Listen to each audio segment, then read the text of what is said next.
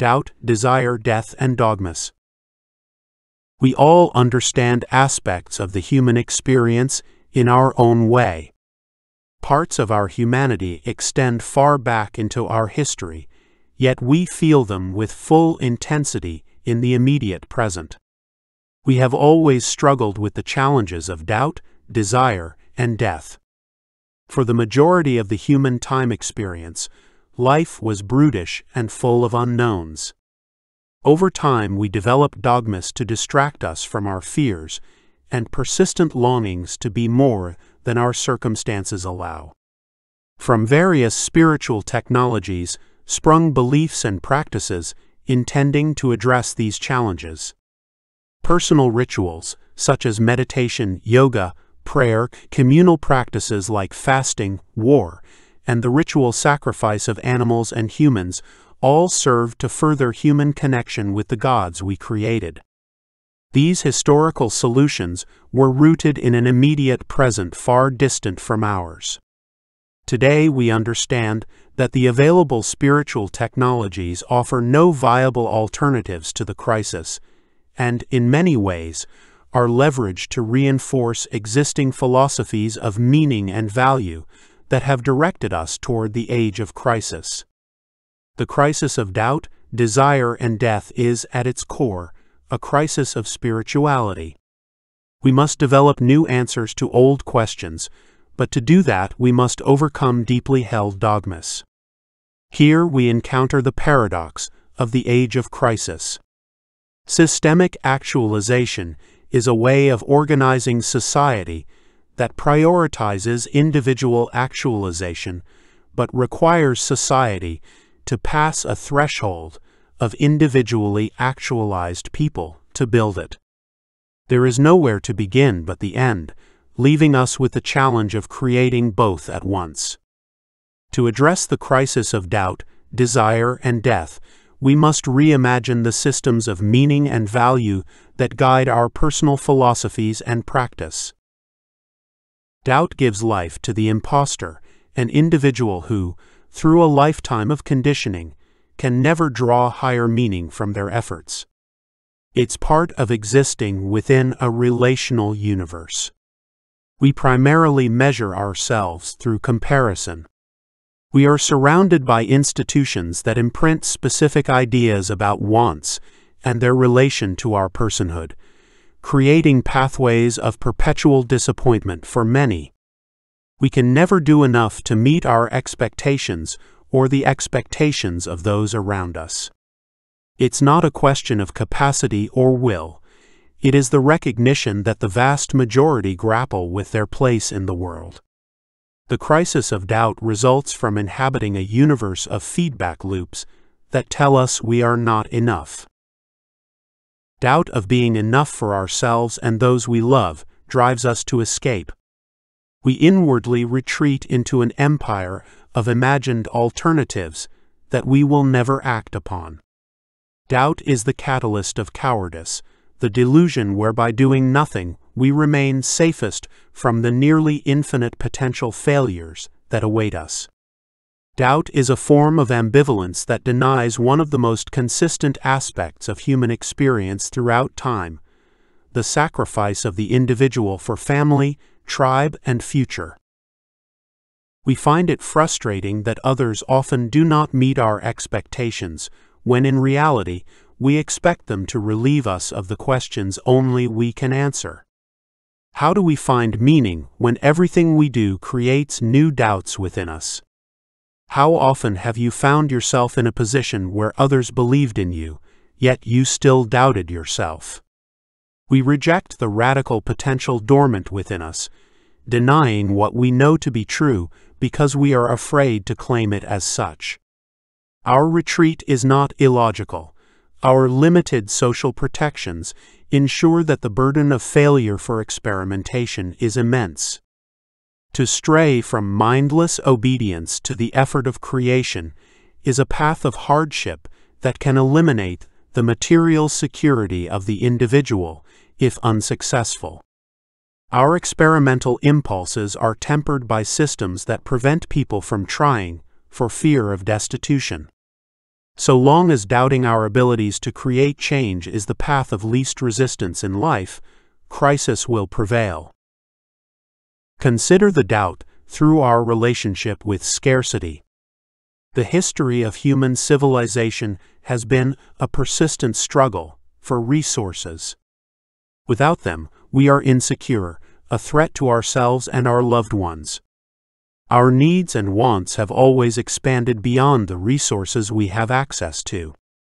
For most of human history, the majority struggled to obtain rudimentary luxuries beyond sustenance. We have been subject to material scarcity for so long that it has become embedded in our understanding of the universe. It impacts our imagination of the possible and binds us to directions in life we would prefer to avoid. Our understanding of material scarcity as an innate part of existence helps us understand why we often question if we have enough, but nature denies us an equivalent instinctual rejection of too much. We try to replace our need for human connection with things, but they only ever temporarily relieve our doubt. Overcoming doubt coincides with our recognition of the fact that in the immediate present, material scarcity does not exist within the context of the past, and in the near future will likely not exist within any context we presently understand.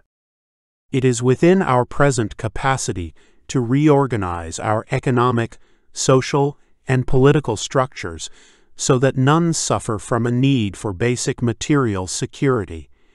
It is in our power to redefine the human time experience to better equip the individual to overcome doubt in relation to their basic survival. When we consider doubt through the lens of the relational universe, we do so while understanding that the luxuries of our immediate present are built on the back of imperialist conquest. Much of the historical progress of nations that brought us to this moment draws upon the efforts of colonizers and the wealth of the colonized. Intergenerational poverty warps the time experience of groups to a degree where conceptualizing the world becomes a self-reinforcing space of struggle and despair that opens up the possibility of doubt evolving into nihilism. In his book Race Matters, Dr. Cornel West explores the concept of nihilism that has grown within pockets of Black communities due to the perpetual disenfranchisement they have been subject to. West argues that the oversaturation of market-inspired meaning overtakes the adoption of non-market values, such as love, empathy, and service to others. The consequences of this consumerist indoctrination on those inhabiting permanent states of struggle limit the individual's capacity to ward off self-contempt and hatred, resulting in the rise of an abandonment of hope for the future. Claims that nihilism is an easy excuse to avoid action discount the overlapping event chains that shape reality for those born into abject poverty. Self-actualization in the age of crisis cannot occur within social frameworks reinforcing class and caste. Doubt can also take the form of inaction, procrastination, or redirection. When we consider all available options in the immediate present, we always have an opportunity to act in a specific direction.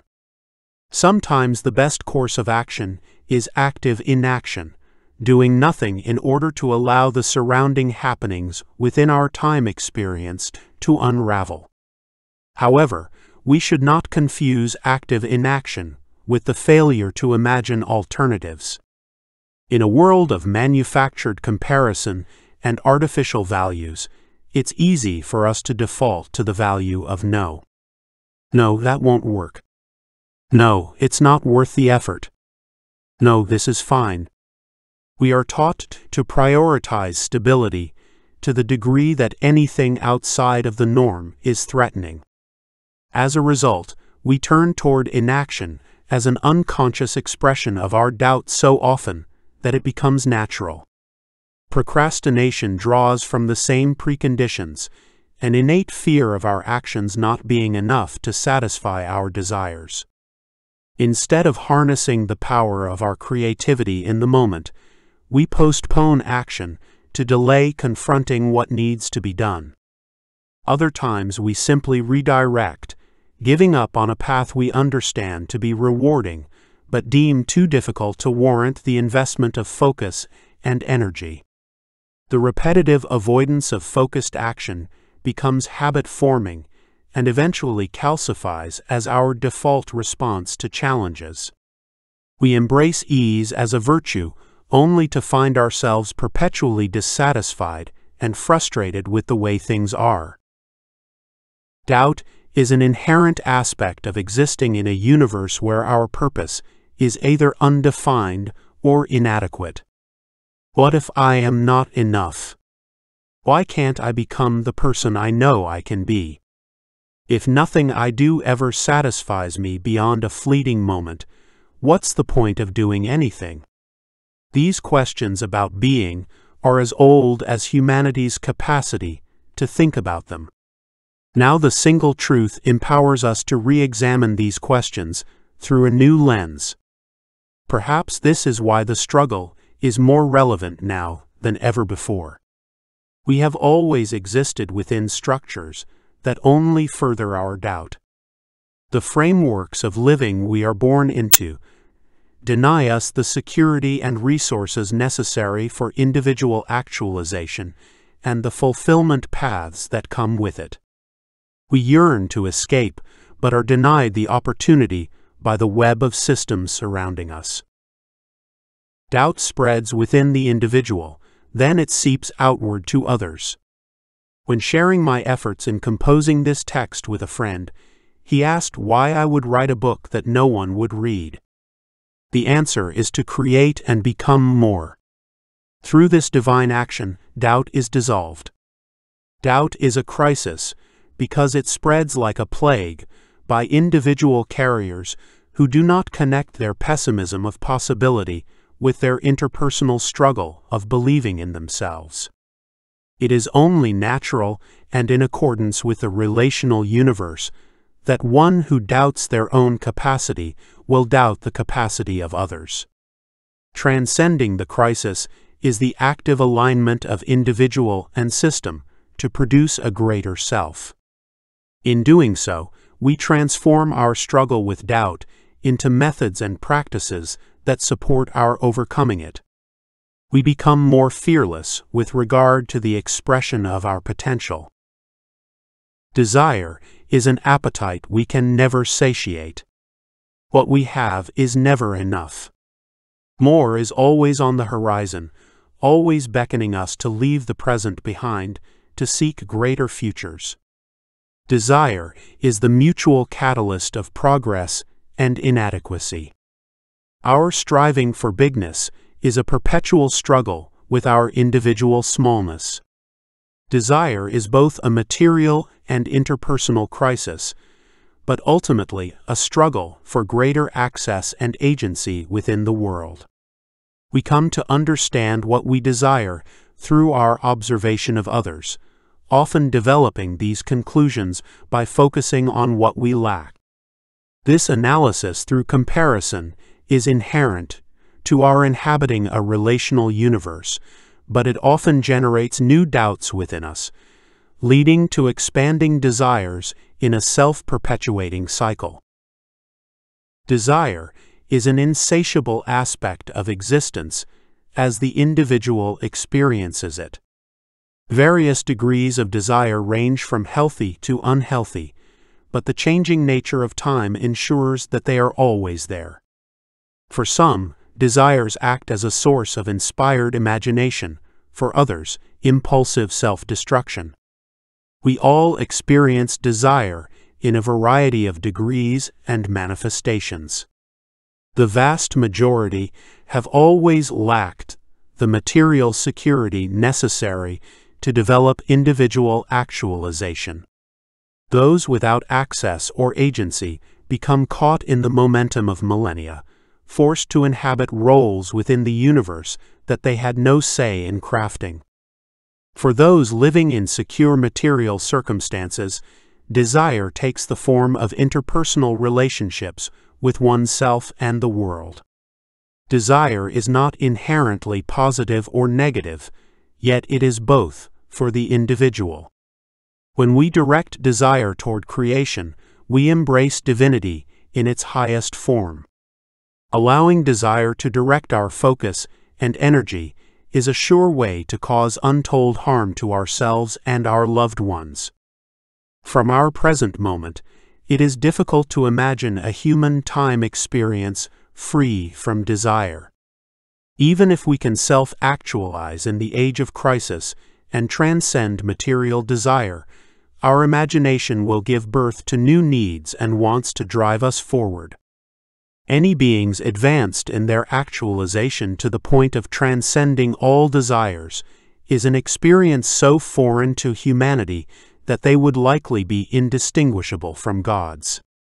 Therefore, we must embrace desire as a permanent fixture of our being and explore how we channel it into a positive force within the human experience. Our embrace of the relational universe is as much a perspective of radical empathy as it is a heightened sense of awareness of our circumstances. Buddhists are correct in acknowledging the relationship between desire and suffering. The misalignment of our expectations with the reality of our moments perpetually frustrates us. This is equally accurate for happenings inside and outside our spheres of control. Confronting the crisis of doubt, desire, and death may only ever be a temporary quest, one that has many beginnings and endings but is never complete. Do not begin your journey toward transcendence with the false hopes of overcoming that which defines being human. Our struggles with desire also manifest in our relationships with others. We inhabit inward empires in our personal time experiences, an isolated self that is one among many. As individuals, we can never genuinely access others, no matter the length and maturity of our relationships. A remoteness imbued with otherness denies us the depths of connection we desire. The individual's desire to be loved is infinite, but their capacity to love is finite. So we always find ourselves in a permanent state of impermanence that conflicts with our ability to overcome ourselves. The crisis surrounding desire is not that we experience it, but that the organization of our societies actively exploits it. By prioritizing transaction as the primary form of engagement with others, we have opened a Pandora's box of manipulation that preys on our basic instincts and maintains a narrative that there are no alternatives, conditioning generations into an ethos prioritizing the fulfillment of desire through material goods. Within time experiences of material scarcity, these belief sets naturally trended toward exclusivity and otherness. Large sections of humanity correlate individual value with a material surplus. In other words, we feel terrible when we're out of work or lacking resources. The struggle for survival is a creeping death that many track using numbers on their banking app.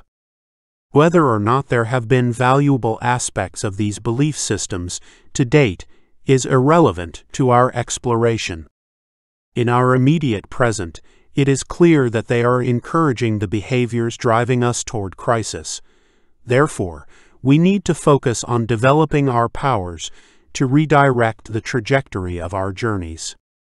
All forms of organization promote specific beliefs and values within the individual inhabiting them.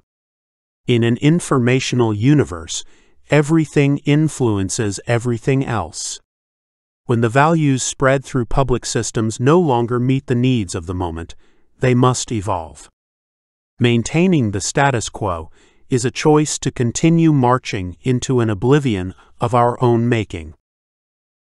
Consider the present systems surrounding education, work, and our conduct in life. The exploitation of our desires typically centers around the worship of power. We are taught that a greater life lies within our quest for power. Accumulation is the primary objective. Knowledge, position, wealth, affection, and more are framed as contests where individuals must prove themselves worthy. If we were considering the worship of power in a vacuum, we might argue that it is not all bad. The drive to improve one's own circumstances is a positive trait of humanity. This may be accurate for specific circumstances. However, when considered through the lens of the immediate present, we can observe countless instances of power worship mutating into the domination of others. The most perverse form of power worship is displayed through the denial of the roles that doubt, desire, and death play in shaping society. Consider the legal organization of society that enforces laws at varying degrees and intensity based on economic class. Our worship of power shapes what we consider acceptable and unacceptable injustice, placing the humanity of some on a pedestal far beyond others. The changing nature of time impacts everything, including the core struggles of the human experience. When the systems surrounding the individual promote the denial of these challenges through the retention of a status quo, our individual and collective progress toward self-actualization is corrupted. Death has long been a fear of the living. For most of human history, physical death carried a significant risk of extreme pain. Take, for example, violence from animal and human predators, agonizing and inexplicable diseases, and injuries that progressively worsened due to a lack of medical knowledge and technology. These scenarios and many more have imprinted a primal fear within us that haunts our expiration. Today, those with means can extend life well beyond what would have been their organic expiration, yet they remain unable to escape death. Perplexingly, our manipulation of death does nothing to redefine our purpose in living. Is the extension of life a worthy undertaking when so much of our experience slowly diminishes our humanity? Competition is the defining approach toward human progress within the immediate present. The systems that frame learning and productivity set expectations of a universe where others are our adversaries. While progress takes many forms, it is no coincidence that those in positions of great power often view people and other groups with contempt, as others to be overcome in a quest for greater personal glory. Although each individual carries unique burdens of diminishment, many share the experience of living a life full of small deaths through our daily interactions with the world. Sometimes these moments are in our control, other times they are not. It is a distinction less clear-cut than we would prefer. Within frameworks of progress rooting competition, the small death of others is often considered part of standard operations. Maybe in moments long past, this was a necessary way of framing our interactions. Resources were scarce, and the technology to manipulate them was rudimentary. But in an age of untapped abundance, it is a failure of imagination that harms us all. These struggles of power perpetuate through a narrative of maturing into adulthood. We are taught that work is not supposed to be pleasant. We learn to accept the erosion of our capacity through a slow death as a natural and necessary part of life. We've made great strides toward advancing the complexity of our work, but it's questionable how much of it can be defined as meaningful. For many, there is no alternative option but to embrace this narrative because their survival directly intertwines with their ability to produce. Now, in a time of radical interconnectedness, we confront the reality that stability and survival can never be adequate rewards for the decimation of our spirit. Combating the slow death inherent in present-day experience requires freeing ourselves from productive repetition outside of our creative pursuits. Repetition can take many forms, but the most relatable is types of work, occupations where productive activity is limited to the repetition of a highly specialized task, like working on an assembly line or in data entry. Repetitive work diminishes us for several reasons. First, it quickly becomes mindless, and over time it dulls the individual performing it.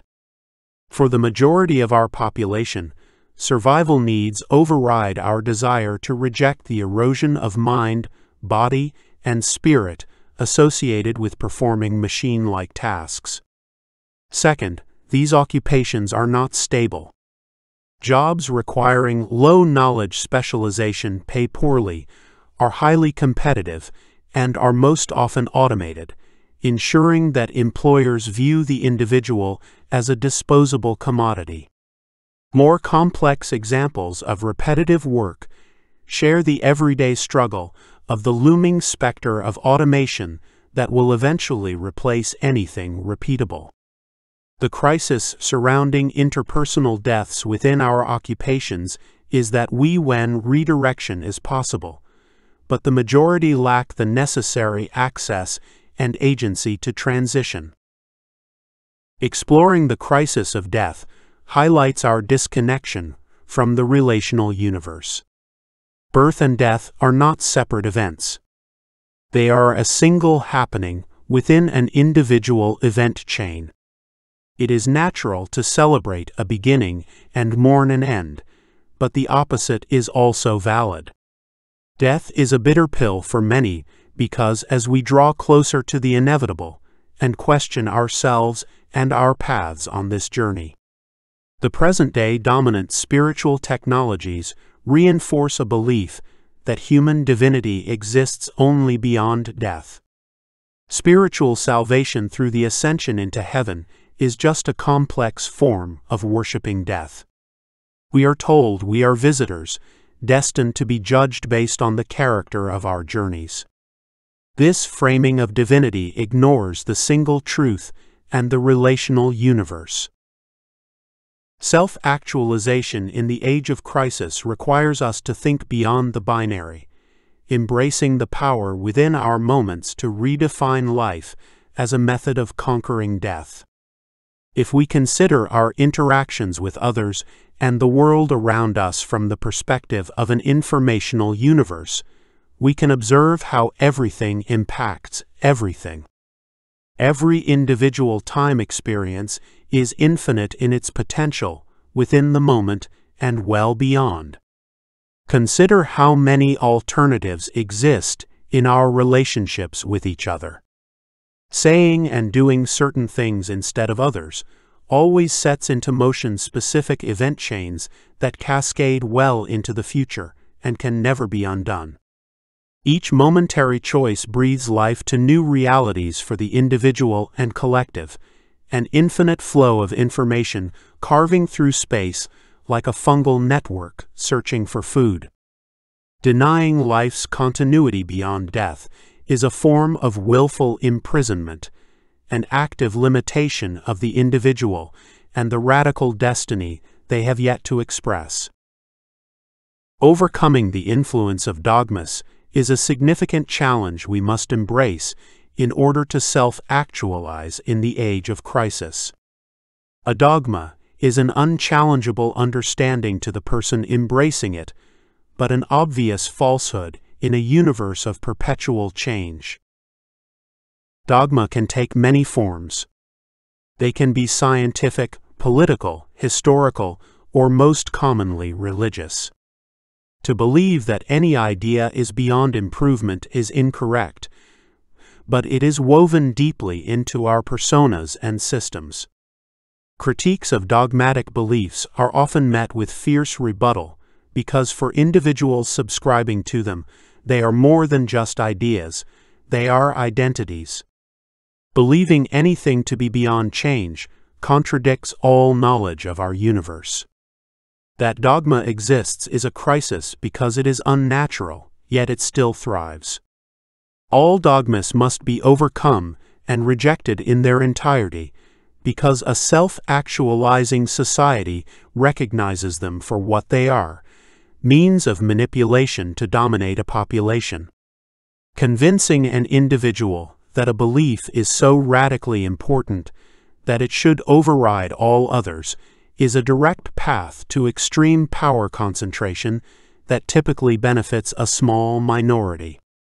Dogmas perpetuate the crisis of doubt, desire, and death by actively programming our minds to embrace narratives that are neither accurate nor definitive.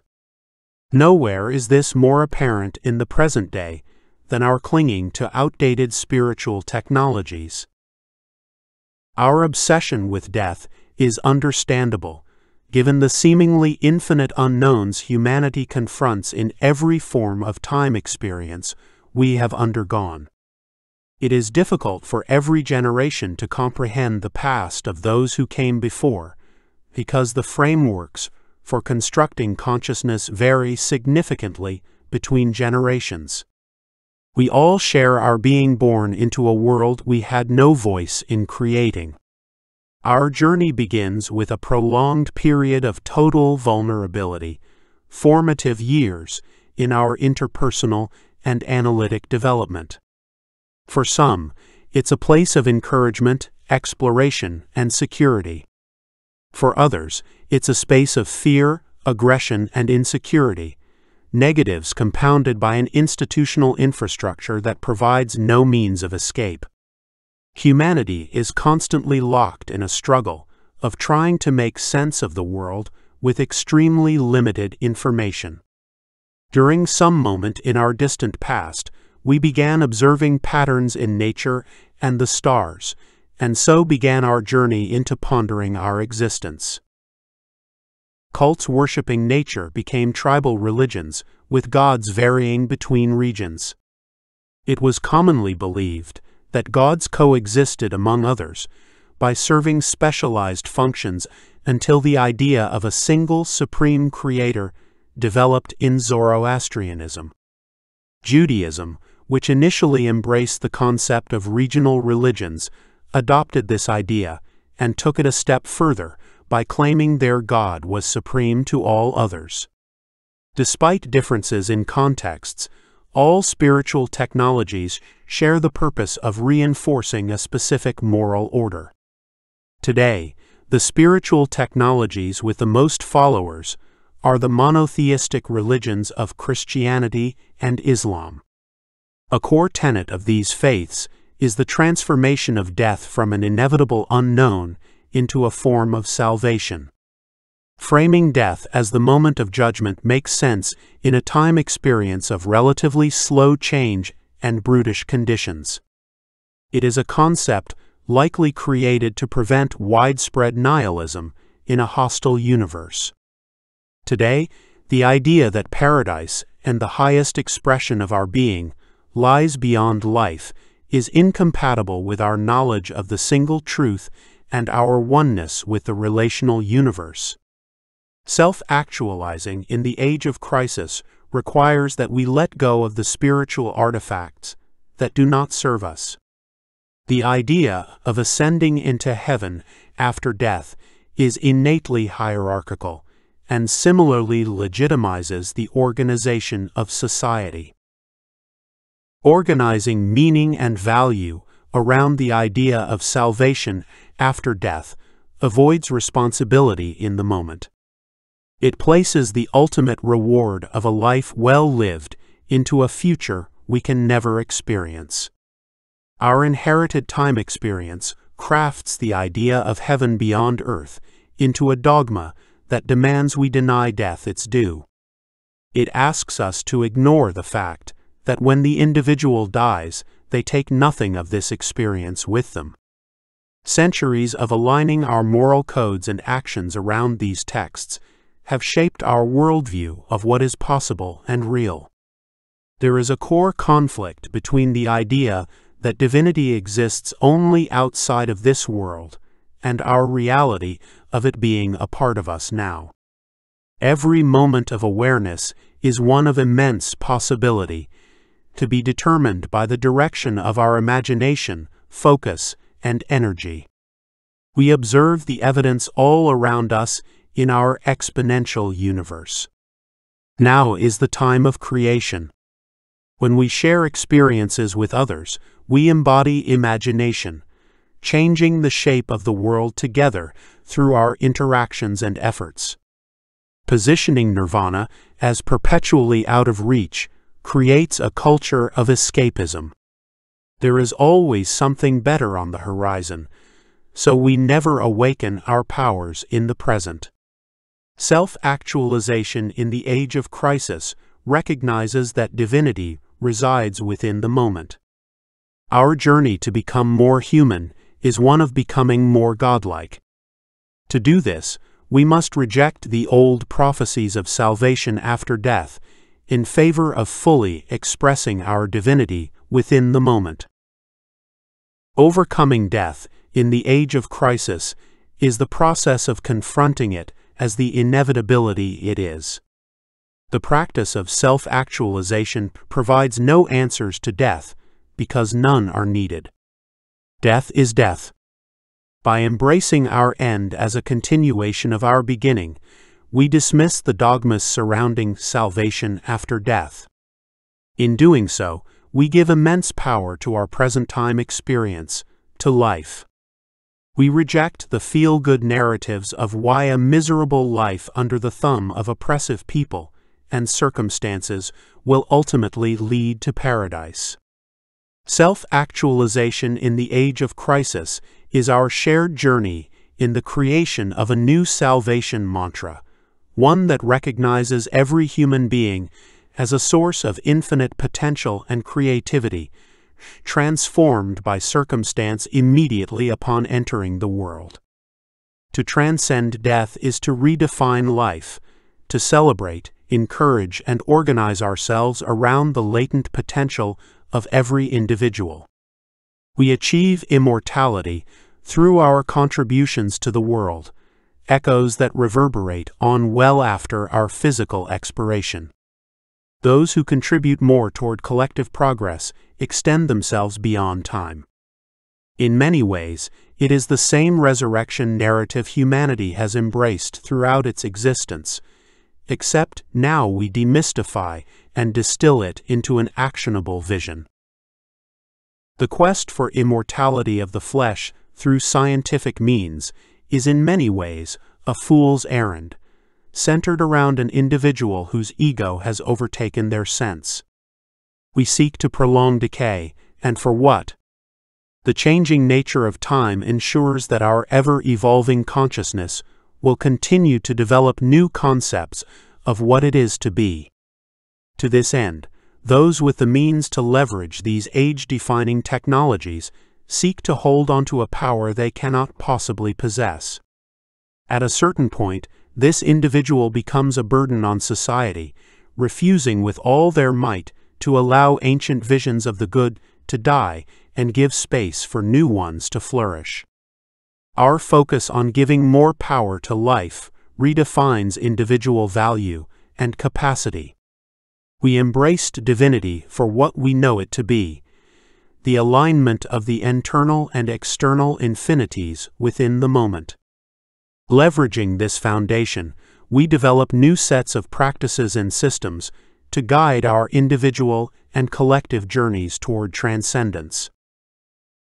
A major obstacle in achieving systemic actualization is that our dogmas surrounding death and salvation bleed into many other facets of our lives. All religions give us the frameworks for defining who we are, what we can become, and our place in the world. Salvation religions define the individual as less than God, less than pure, and subjected to a place in the world beneath true peace and happiness. They reinforce these frameworks by embedding indomitable faith as a core aspect of the philosophy. Perhaps most offensively, salvation religions empower insiders to create narratives of what God is and is not, an absolute falsehood fashioned purely for power maintenance, and an extreme expression of individual ego that disregards our shared oneness with the relational universe. Hierarchy worship is embedded into these spiritual technologies that encourage subservience in different directions and permeate the institutional arrangements of our immediate present. The idea of submission to a divine being as favorable to the individual naturalizes absolving personal power. Historical religions have long provided a foundation for the exclusion and dominion of others as right and just. In this, the monotheistic religions could just as easily be classified as political technologies, often working together with other established regimes to solidify power without regard for human life. The popular monotheistic faiths encourage absolutism in beliefs that trickles into all aspects of being. This type of subservience starkly contrasts with the vision of humanity inspired by the single truth. It encourages a form of individual and collective being inadequate to transcend the age of crisis. Our efforts turn toward creating a new spiritual philosophy that enhances the individual instead of belittling them. The salvation religions have long conflicted with our scientific knowledge, but now in the light of the single truth, we understand their shared imaginings of creation to be false. From a universal perspective, there is no beginning or end. We exist within an infinite continuum of universes. If such a physical infinite could ever begin, it is so far beyond our comprehension and measurement that there is no reason to even consider it. Inconsistencies with our collective knowledge, such as this, further solidify why these spiritual philosophies offer no alternative to crisis. We cannot overcome the systems and people that dominate our being if we worship the same things as they do. To reject death in favor of life is no small task, but the rewards are significant. I share this from the unique personal perspective of someone who was resurrected by modern medicine early in life. When I was 22, I contracted a severe case of bacterial meningitis, an infection that causes rapid swelling around the brain and spinal cord. Within 24 hours, I went from feeling completely normal to being quarantined in a hospital room. The white blood cells fighting the infection in my spine were over 100 times their standard quantity, and I was told that my spinal fluid was thick because of it. My parents were told that the prospects of survival were grim, and even if I did survive, I would most likely be left with permanent disabilities. While I don't remember much of the first week, I vaguely recall that the pain generated by the pressure on my brain was excruciating. After 4 more weeks in the hospital and months of physical therapy, I went on to make a full recovery.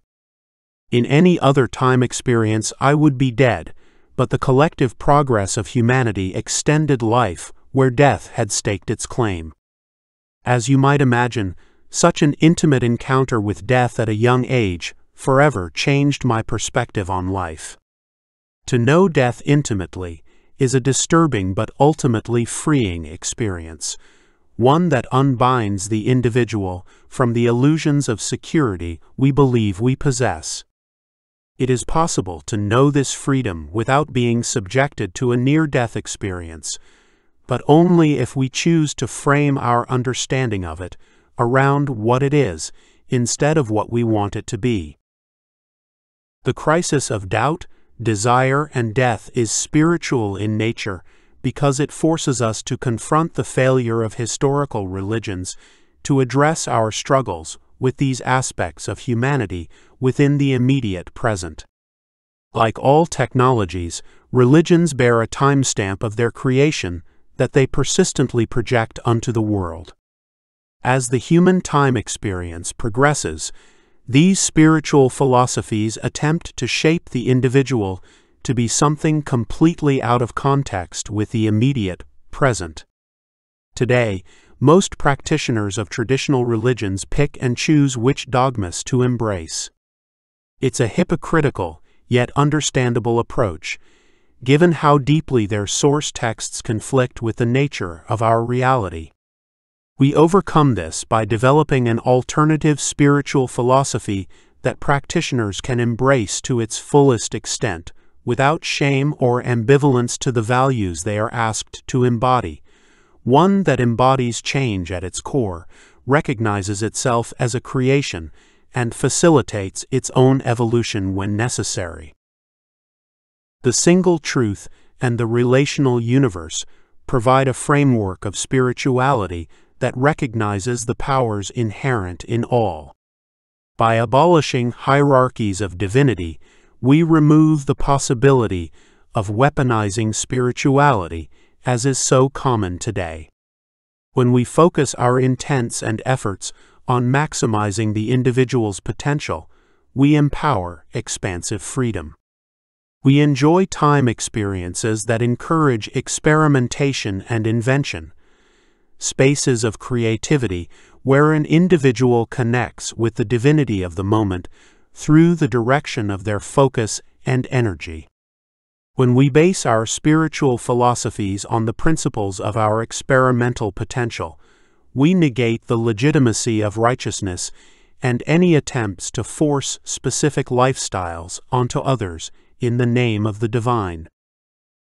Perhaps the greatest struggle with doubt, desire, and death is our denial of the three. Dogmas of faiths developed over millennia make it convenient to turn a blind eye to apparent inadequacies within the present. Now we face choices similar to those humanity has answered in our past. Do we possess the courage to choose transcendence in the face of the age of crisis, or will we continue our march into oblivion? In embracing the divinity of the moment, we reject the power of doubt, desire, and death over our time experience. If we consider the possibility of a supreme intelligence, we do so only within the context of our knowledge, within the immediate present. The most likely and logical conclusion is that if there is an omniscient divine creator, it is not beyond us, it is within us, the embodied infinity of imagination in alignment with the single truth of perpetual change. We are it, and whatever powers such a being might possess will be within our grasp in the future. We can transcend our dogmas, but may always be subject to doubt, desire, and death.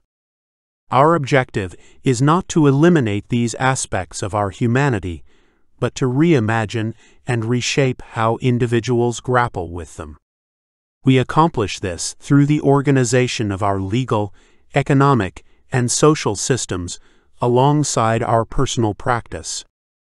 The crisis of doubt, desire, and death represents a diminishment of the human spirit that we have undergone for so long that we mistake it for fate. It is not. In many ways, our pursuit of alignment with the single truth is a reinterpretation of the resurrection themes popular in a wide variety of past mythos. We embrace transcendent rebirth in the form of developing the capacity to surpass all known limitations. Our individual and shared rebirth defies death. With the force of mythological deities past, we become what we once worshipped. Chapter 1: Points of Reflection. The environmental crisis and the ensuing extinction of species will devastate a significant majority of our global population. Several groups are proactively furthering our descent in order to profit. Our legal arrangements support rigid hierarchy as the dominant form of global organization. This is rooted in the hierarchical spiritual philosophies that guided their foundation. The few at the top of the pyramid proactively maintain these systems through the capture of our political institutions. They own both the productive networks and the systems designed to support their revision. For many, the opportunity to productively participate in society is presently unavailable. Our present methods of developing individual and group capacity ensure that this trend will continue to exclude more people if we do not actively change them. Our systems of change exist in a state of capture. They only serve to further what is. The combination of these crises and a lifetime of propaganda channels is developing individuals who are insecure in themselves, others, and the systems surrounding us. We want to be more, but lack the frameworks to do so. Our greatest challenge lies in overcoming the dogmas that have dominated our philosophies of meaning and value. Central to this is the abandonment of the belief that death is a pathway to some inaccessible paradise.